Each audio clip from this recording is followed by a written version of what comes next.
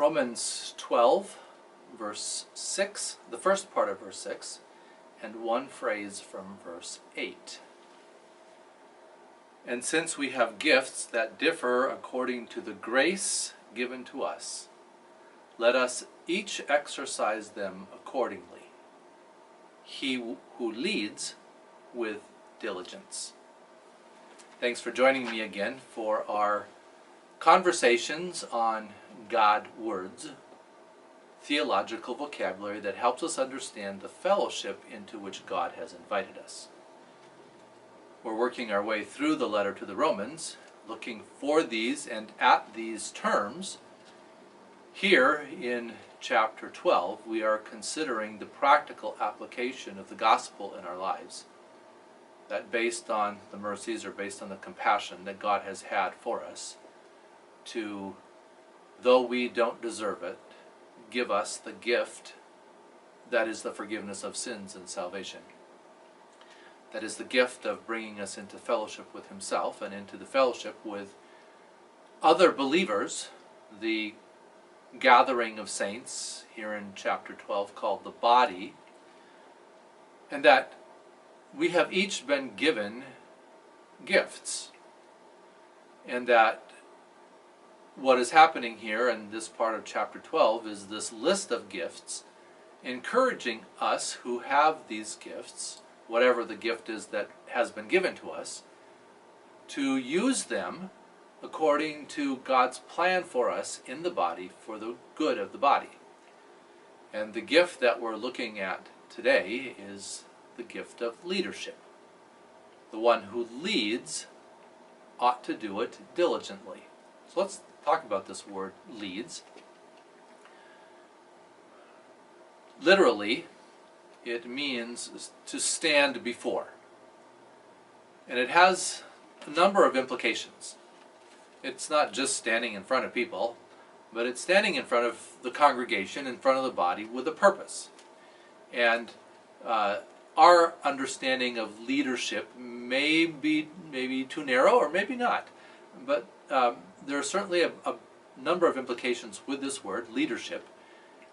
And yes, definitely in the word of the standing before, the implication of that is one who does lead, one who even maybe rules over in an extreme. That's how this word can be used, although certainly within the context of the fellowship of believers in the body of Christ.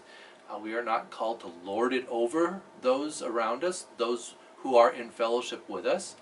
And yet we do need leaders. We need people who will take responsibility and, in a sense, take charge, so that the body functions well together. And I suppose we might equate it somewhat with the brain within our human bodies, that we've looked at how each of us members of the congregation, each of us members of the body of Christ, are a piece of that body, and that we can somewhat relate them to our human bodies, so we might consider that this is the brain of the operation.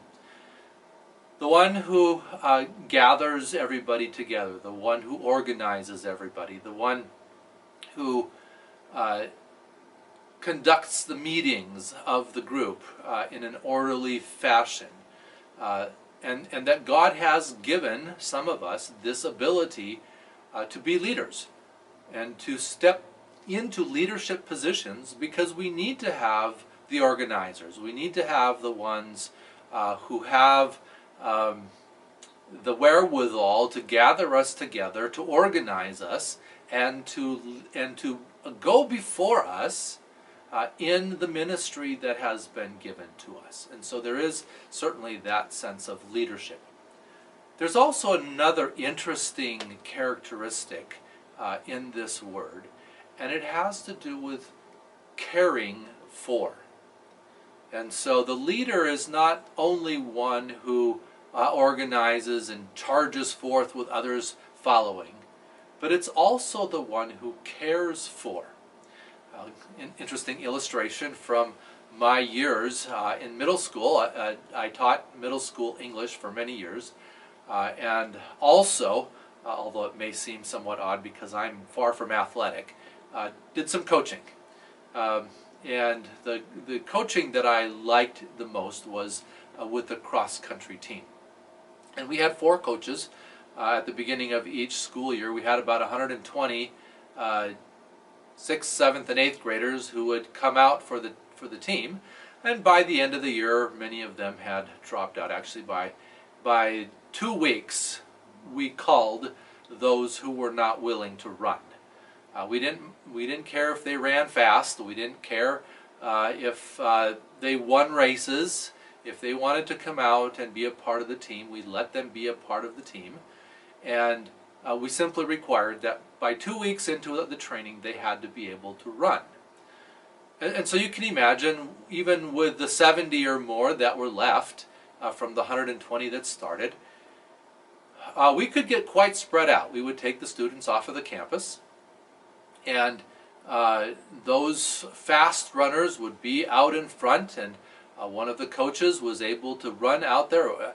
Some of those students were faster than our fastest coach, but one of the coaches would stay out in front with the fastest runners, and the rest of us would spread out so that we had leadership charge of all of our runners. But sometimes that meant that one of us, or more than one of us, and often we would rotate, would be at the back with the slow runners, with those students who wanted to run, who wanted to be a part of the team, because being a part of the team is a great experience, but who simply didn't have the genetics necessary to be out in front. They tried, they worked hard, and they did run. It might have been more of a plodding than a running, but at least they were running.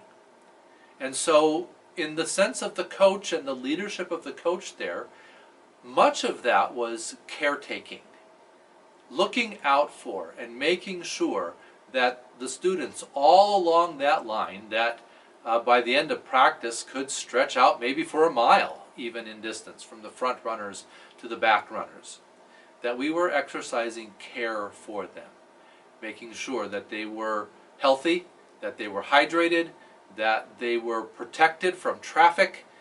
We had certain rules about how we crossed streets, and so those were all leadership in action, but shown in caring for our runners. And in the same way, we recognize that in the body of Christ, those who have been given this gift of leadership, it is not about lording over. It is not about directing the work of others. It's about being in front, but also being in a situation where we are caring, where we are looking out for the members of the body. And so the encouragement is to those of us who have been given this gift that we do so, that we exercise this gift diligently, that we put our whole lives into it, that our leadership is for the purpose of directing and guiding and caring for the rest of those who are the members of the body. Thank you for being a part of the conversation, and God bless you.